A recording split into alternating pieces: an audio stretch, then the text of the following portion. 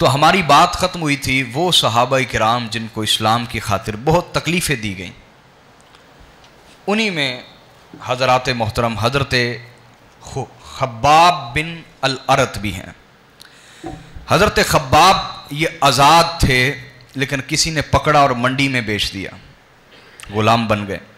ام انبار نامی ایک عورت تھی، اس نے خرید لیا آپ کو، اس نے آپ کو لوہار کا کام سکھایا، لوہے کا کام آپ نے سیکھا، اچھی تلواریں بناتے تھے اور اچھے تیر بناتے تھے، اچھی ڈھالیں بناتے تھے، اچھے لوہار تھے۔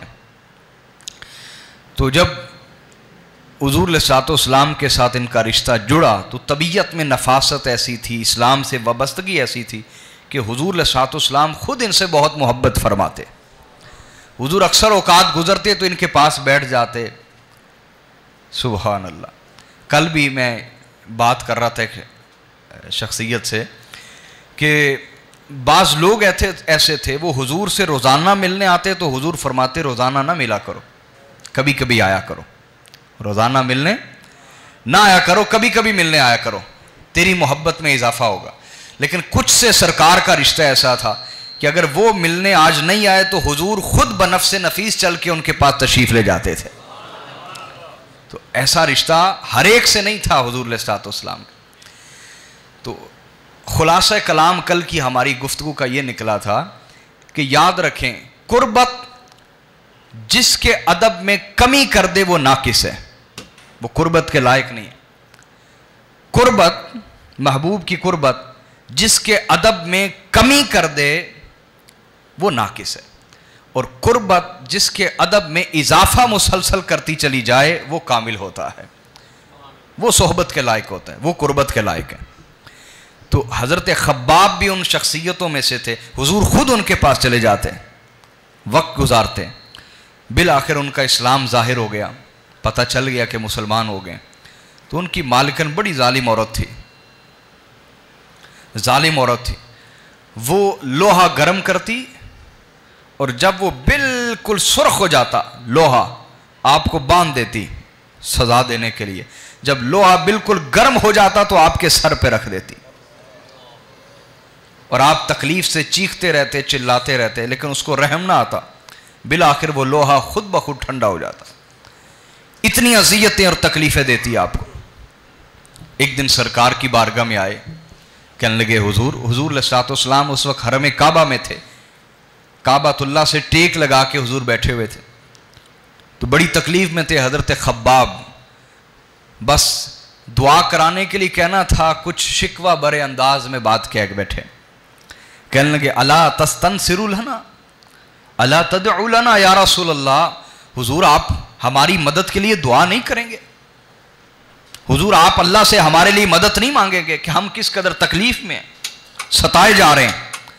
تو آقا علیہ الصلوۃ والسلام ٹیک لگا کے بیٹھے تھے، حضور اٹھ بیٹھے، آپ نے ارشاد فرمایا تم سے پہلے لوگوں کو اتنا ستایا گیا، اتنی تکلیفیں دی گئیں کہ زمین میں گڑھے کھود کر لٹا دیا جاتا اور اوپر سے سر سے رکھ کر آرا پاؤں کی طرف چلا دیا جاتا اور جسم دو حصے کر دیا جاتا، اور کتنے تھے جن کو آروں کی کنگھیوں سے ایسے جسم کو چیر دیا گیا، مختلف طرح سے آزمائے گئے، ستائے گئے، اور کتنے ہی ایسے تھے جن کی کھال ادھیڑ دی گئی لوہے کی کنگھیوں سے۔ اور ان کا جرم کیا تھا؟ ان کا جرم ایمان لانا تھا، ان کا جرم ایمان تھا، اس قدر وہ ستائے گئے، اس کے باوجود وہ اپنے ایمان سے نہ ہٹے۔ اے خباب واللہ لَيُتِمَّنَّ اللَّهُ هَذَا الْعَمْرِ حَتَّى يَسِيرَ الرَّاكِبُ مِنْ صَنْعَاءَ إِلَى حَضْرَمَوْتَ فَلَا يَخَافُ إِلَّا اللَّهُ وَالذِّعْبَ عَلَى غَنَمِهِ وَلَكِنَّكُمْ تَسْتَعْجِلُونَ۔ اے خباب مجھے اللہ کی قسم ہے، یا تو یہ میرا دین غالب آئے گا، یہ میرا دین ضرور غالب آ کے رہے گا، یہاں تک کہ صنعاء یمن کا شہر ہے، وہاں سے کوئی شخص چلے گا اور حضر موت دوسری سائڈ پوری پٹی کراس کرے گا، اکیلا سفر کرے گا، فلا یخاف الا اللہ، میرا دین اتنا غالب آ جائے گا، اسے اتنے لمبے سفر میں بھی کسی کا خطرہ نہیں ہوگا، کسی کا خوف نہیں ہوگا سوائے اللہ کے۔ वज़िब अला गनबिही, और इतना अमन छा जाएगा मेरे दीन की वजह से कि एक चरवाहे को डर नहीं रहेगा कि मेरा जो रेवड़ है उसको बेड़िया खा जाएगा। हुजूर अलैहिस्सलातु वस्सलाम ने फरमाया वलाकिन्नकुम तस्ताजिलून, ऐसा वक्त आएगा, ज़रूर आएगा, लेकिन तुम जल्दबाजी कर रहे हो, जल्दबाजी कर रहे हो।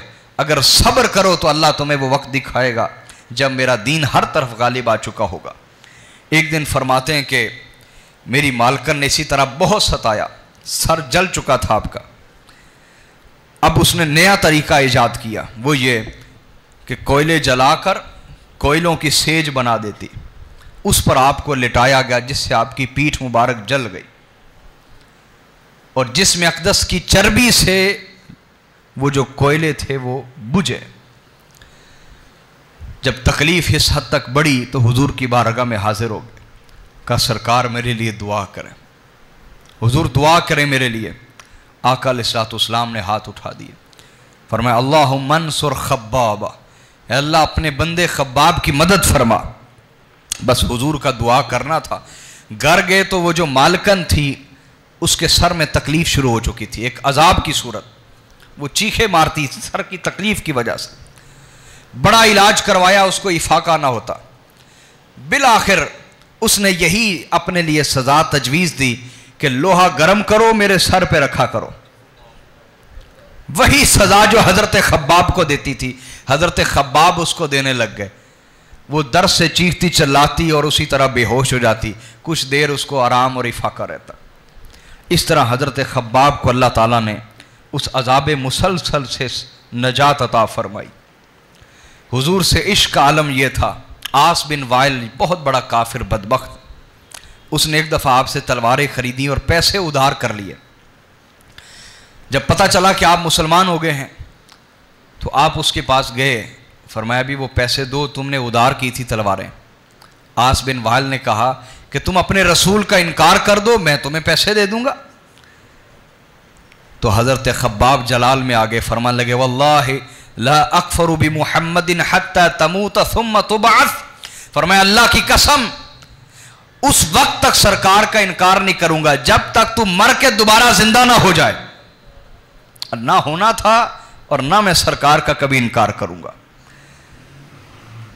यह आलम था कि आपने दोबारा उसकी तरफ रुख ना किया और अपना कर्जा छोड़ दिया।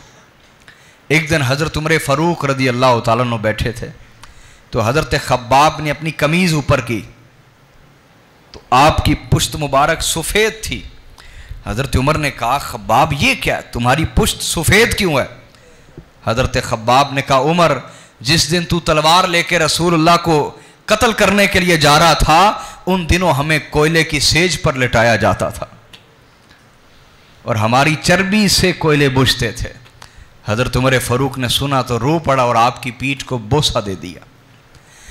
तो मेरे भाइयों, इस्लाम की खातिर, ईमान की खातिर इस कदर आजमाए गया सहाबे रसूल, लेकिन हम हैं कि हम घर बैठे भी इस्लाम से वफादार नहीं, हम पंखों के नीचे भी इबादत के लिए तैयार नहीं, हम हर तरह के सुकून होने के बावजूद दुरूद व सलाम पढ़ने को तैयार नहीं, हम हर तरह की सहूलत होने के बावजूद कुरान को समझने को तैयार नहीं।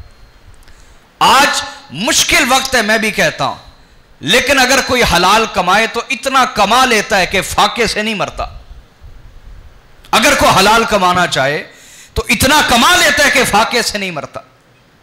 जितने भी मुश्किल हालात आ गए, हालात मुश्किल इसलिए हुए कि मीडिया ने हजारों ख्वाहिशों को जरूरत बना दिया।